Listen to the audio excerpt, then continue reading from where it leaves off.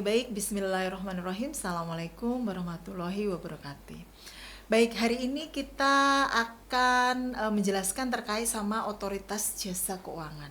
Otoritas jasa keuangan ini adalah salah satu regulator gitu ya, terutama pemain utama untuk meregulasi lembaga keuangan maupun yang ada di Indonesia, lembaga keuangan baik perbankan maupun non bank yang ada di Indonesia. Nah, otoritas jasa keuangan ini kita belajar dulu terkait sama bagaimana sih dia itu dibentuk gitu ya. Nah, ini kalau kita ingat tahun 2008 itu ada krisis keuangan global, pemerintah kemudian mulai berpikir bahwa ternyata ketika lembaga-lembaga keuangan yang ada di Indonesia ini tidak diatur secara khusus, maka bisa sangat berbahaya ke depannya. Maka pemerintah kemudian membentuk yang namanya Otoritas Jasa Keuangan, di mana pada tahun 2011, tepatnya tanggal 22 November, Undang-Undang Otoritas Jasa Keuangan itu disahkan. Nah, kemudian tahun 2012 itu pengaturan dan pengawasan pasar modal itu dari Bapepam itu beralih ke Otoritas Jasa Keuangan. Kemudian juga pengaturan dan pengawasan perbankan dari Bank Indonesia juga beralih ke OJK. Kemudian pembinaan, pengaturan dan pengawasan keuangan lembaga mikro itu juga beralih ke OJK. Ternyata OJK itu tugasnya banyak sekali ya. Terus OJK itu apa? Gitu. Nah, OJK itu merupakan lembaga yang independen, bebas dari campur tangan pihak manapun yang mempunyai fungsi, tugas, jasa dan wewenang untuk mengatur, mengawasi, memeriksa, menyidik segala sesuatu yang terjadi di sektor keuangan. Kemudian OJK juga bertugas untuk menyelenggarakan sistem pengaturan dan pengawasan yang terintegrasi terhadap seluruh kegiatan di sektor jasa keuangan. Jadi kalau misalnya orang itu misalnya ada yang tertarik untuk mendirikan misalnya lembaga keuangan mikro gitu ya, maka urusannya pertamanya adalah ke OJK dulu. Kenapa harus ke OJK? Karena dia harus belajar syaratnya apa saja nih. Karena kalau Anda mau mendirikan bank, Anda mau mendirikan pegadaian, Anda mau mendirikan apapun itu yang berhubungan dengan jasa keuangan, itu ada syarat-syarat yang satu sama lain tuh berbeda. Kenapa kok harus ke OJK? Karena memang ketika di OJK ada syarat-syarat misalnya modalnya sekian. Nah, itu harus dipenuhi. Tidak serta-merta bahwa Anda ketika punya modal sekian itu kemudian bisa, tidak. Tapi kemudian ada juga syarat-syarat yang lainnya. Nah, ini menjadi penting untuk apa? Untuk otoritas jasa keuangan itu di samping mengawasi, mereka juga mampu melindungi konsumen. Konsumen itu siapa ya? Kita semua ini. Maka diaturlah apa yang namanya lembaga keuangan yang memang kredibel untuk melayani di bawah pengawasan siapa? Otoritas Jasa Keuangan. Nah, apa itu misi OJK? Misi OJK itu adalah mewujudkan terselenggaranya seluruh kegiatan di dalam sektor jasa keuangan secara teratur, adil, transparan, kemudian mewujudkan sistem keuangan yang tumbuh secara berkelanjutan dan juga stabil, kemudian melindungi kepentingan konsumen dan masyarakat. Kemudian apa visinya? Visinya itu menjadi lembaga pengawas ya, pengawas industri jasa keuangan, di mana konsumen itu bisa merasa aman gitu. Nah, makanya beberapa kali kita dengar gitu ya, OJK itu misalnya mencabut izin gitu, mencabut izin dari bank ini, bank A, atau mencabut izin dari asuransi A dan sebagainya. Kenapa? Karena memang tugasnya OJK untuk mengawasi tadi. Ketika yang diawasi itu sudah tidak layak untuk beroperasi, maka OJK harus melaksanakan tugasnya. Misalnya membina terlebih dahulu. Kalau sudah tidak bisa dibina, maka ujungnya adalah mencabut izin lembaga tersebut untuk beroperasi. Nah, ini juga yang harus dipahami bahwa OJK sendiri mempunyai nilai-nilai strategis di mana mereka harus punya integritas, harus profesional, harus bisa bersinergi, harus inklusif dan juga visioner. Sinergi ini dalam artian mereka itu mampu apa? Mampu berkolaborasi. Berkolaborasi dengan siapa? Dengan seluruh yang memang punya kepentingan, baik itu internal, eksternal. Misalnya ketika terjadi kemarin pandemi Covid gitu ya. Pandemi Covid itu masyarakat dilarang untuk beraktivitas. Kalau masyarakat dilarang untuk beraktivitas, otomatis sistem keuangan yang ada di Indonesia itu apakah berjalan dengan baik? Nah, OJK harus mengawasi ini. Ternyata pada waktu terjadi COVID, masyarakat yang dilarang untuk beraktivitas, maka aktivitas ekonominya pun menjadi menurun. Kalau menurun, maka sistem perbankan juga akan menurun. Nah, ini OJK bekerja sama dengan Bank Indonesia, bekerja sama dengan LPS, bekerja sama dengan Kementerian Keuangan. Apa ini yang harus dilakukan? Nah, misalnya mereka membebaskan atau merestrukturisasi hutang-hutang pada saat itu yang memang diperlukan. UMKM misalnya boleh, yang tadinya setahun boleh dibayar dalam jangka waktu 2 tahun dan sebagainya. Untuk apa? Supaya tadi nasabah merasa aman dan juga sistem keuangannya bisa berjalan dengan baik. Nah, sistem kolaborasi ini menjadi hal yang sangat penting sekali dilakukan oleh otoritas jasa keuangan. Jadi mereka tidak boleh bersikap eksklusif, bahwa mereka dengan pandangan mereka sendiri ini yang paling benar, ini yang paling tidak boleh dan sebagainya. Itu sama sekali tidak boleh dimiliki oleh otoritas jasa keuangan. Jadi dia harus open ketika ada masukan yang memang itu diperlukan. Untuk apa? Untuk sistem keuangan yang terkendali di saat tertentu. Itulah fungsi dari OJK. Nah, ini menjadi penting untuk kita pahami bersama. Sebelum saya lanjut ke slide berikutnya, di negara-negara lain, lembaga-lembaga yang seperti otoritas jasa keuangan itu banyak, okay? Banyak sekali. Setiap negara itu hampir memiliki, meskipun tidak semua negara memiliki, tapi setiap negara hampir semuanya memiliki yang namanya apa? Badan pengawas untuk sistem keuangan. Kenapa? Karena memang sepenting itu. Kalau sistem keuangan tidak diawasi, kita bisa balik ke tahun 1997.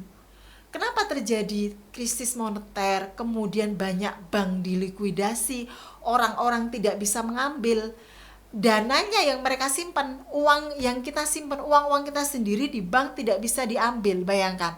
Nah, kenapa? Karena tidak ada pengawasan yang maksimal pada saat itu, tidak ada badan yang mengawasi secara independen pada saat. Nah, ini tidak boleh terjadi karena dampak dari sistem keuangan yang buruk itu bisa secara ekonomi secara keseluruhan itu bisa menjadi buruk gitu. Jadi OJK juga harus bisa bekerja sama misalnya dengan lembaga penjamin simpanan. Misalnya kalau ada bank bermasalah yang saatnya diawasi diambil alih oleh LPS, maka mereka bekerja sama dengan baik. Bagaimana nih ini bank bisa berdampak sistematis terhadap bank lainnya, maka mereka harus berkoordinasi dengan LPS. Apakah bank ini patut dipertahankan atau memang dilikuidasi. Nah, ini penting untuk otoritas jasa keuangan itu tidak bersikap eksklusif, tapi dia harus bersifat inklusif gitu. Jadi sistem keuangan yang stabil itu adalah tujuan dari apa? Dari otoritas jasa keuangan itu sendiri. Nah, ini tugas dan fungsi OJK, yaitu mengawasi industri keuangan. Nah, mengatur di sini bisa dari undang-undangnya. Undang-undang itu, makanya kalau kita lihat di websitenya Otoritas Jasa Keuangan itu banyak sekali undang-undang. Jadi kalau Anda misalnya lihat di sana itu banyak sekali undang-undang, peraturan yang dikeluarkan oleh OJK untuk mengatur apa? Sistem keuangan tadi, baik lembaga keuangan bank maupun non-bank. Jadi mereka harus punya guidance. Nah, guidance ini dikeluarkan oleh siapa? Otoritas Jasa Keuangan. Nah, kemudian mengawasi ini bisa memberikan sanksi administratif ya. Jadi setiap bulan bank, perbankan, lembaga keuangan bank dan non-bank tadi memberikan apa? Laporan-laporan. baik asetnya seberapa misalnya, atau NPF atau non performing loan-nya itu berapa. Kalau misalnya dia lebih dari 5%, oh ini berarti harus dalam pengawasan, atau harus diawasi nih, harus dibimbing nih. Nah, itu nanti akan menjadi tugas dari otoritas jasa keuangan, mengatur dan juga mengawasi. Jadi kalau mengatur itu ketika Anda mau mendirikan, nah itu harus sesuai dong dengan peraturan dari OJK tadi, minimal misalnya modalnya sekian, harus punya misalnya lembaga-lembaga tertentu dan sebagainya. Mengawasi, kemudian harus memberikan laporan-laporan lembaga-lembaga tadi kepada OJK. Dalam rangka apa? Sebenarnya dalam rangka melindungi konsumen, yaitu konsumen itu siapa ya? Itu masyarakat Indonesia itu sendiri. Jangan sampai nanti konsumen itu merasa dirugikan. Kan sekarang banyak sekali ya, kalau kita lihat, Anda kalau lihat banyak sekali masyarakat itu yang tertipu karena kurangnya literasi. Tertipu apa? Tertipu investasi-investasi yang memang tidak di bawah pengawasan OJK. Biasanya mereka itu menawarkan bunga yang sangat tinggi. Makanya ketika Anda menyimpan uang Anda di bank, misalnya 1 miliar, apakah itu diganti? Bisa diganti sepanjang memang itu suku bunganya itu adalah apa?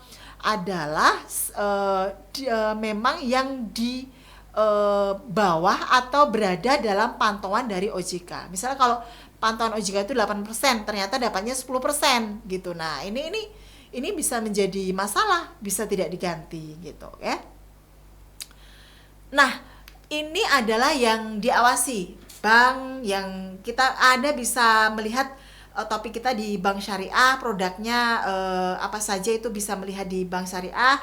Kemudian ada juga perbankan, habis ini ada pasar modal yang dulu dari Bapepam kemudian diambil alih oleh siapa? Oleh Otoritas Jasa Keuangan, juga diawasi oleh OJK. Di sana ada saham, obligasi, reksadana, dan juga suku, di mana produk-produk ini memang mereka ada yang memiliki resiko yang tinggi.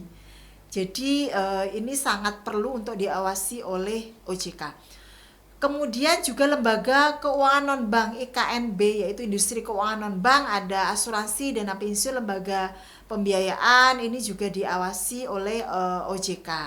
Nah, ini adalah kondisi inklusi keuangan Jatim ya tahun 2018, seperti yang saya jelaskan sebelumnya juga, bahwa tingkat literasi masyarakat itu menjadi sangat rendah. Tetapi kalau di kondisi di Jawa Timur itu sendiri ternyata cukup menggembirakan ya, karena semakin meningkat.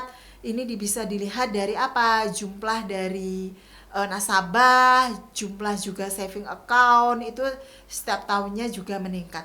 Karena di Indonesia sendiri, menurut data dari Otoritas Jasa Keuangan, banyak orang yang belum mempunyai tabungan ya.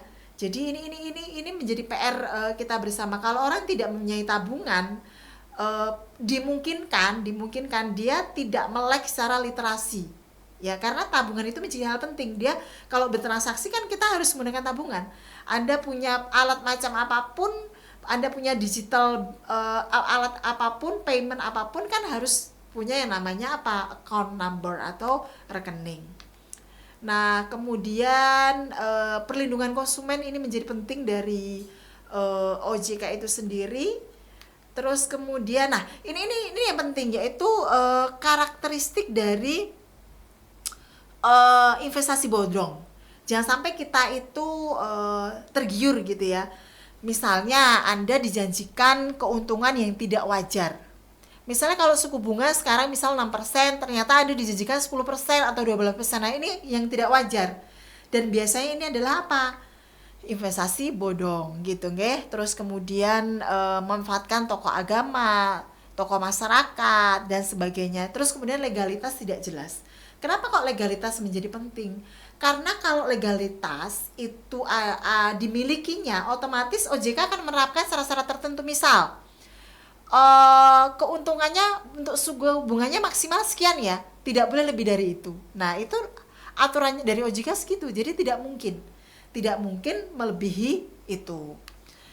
Kemudian ini adalah kantor OJK, dia sudah punya 9 kantor regional dan juga 26 kantor OJK yang tersebar di seluruh Indonesia.